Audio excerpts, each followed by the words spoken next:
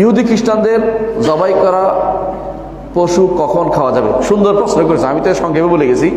ইহুদি খ্রিস্টানদের জবাই করা পশু ওই সময় খাওয়া যাবে যদি ইহুদি খ্রিস্টান প্রথমত নাস্তিক না। বর্তমান ইহুদি খ্রিস্টানদের অধিকাংশ নাস্তিক, আবার নাস্তিক বুঝেন তো। দ্বিতীয়ত জবাই করা হতে হবে, জবাই করা। এখন কি জবাই করে? এখন কি করে? গুলি করে মারে, বুঝছেন কথাটা?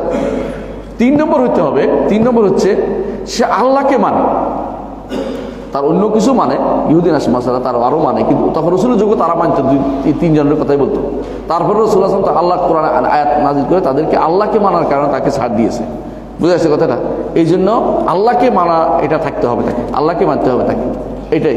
তাহলে এই জিনিসটা আপনাকে জবাই করা হতে হবে, গুলি করলে সেটা খাওয়া যাবে না, গুলি করলে সেটা খাওয়া যাবে না।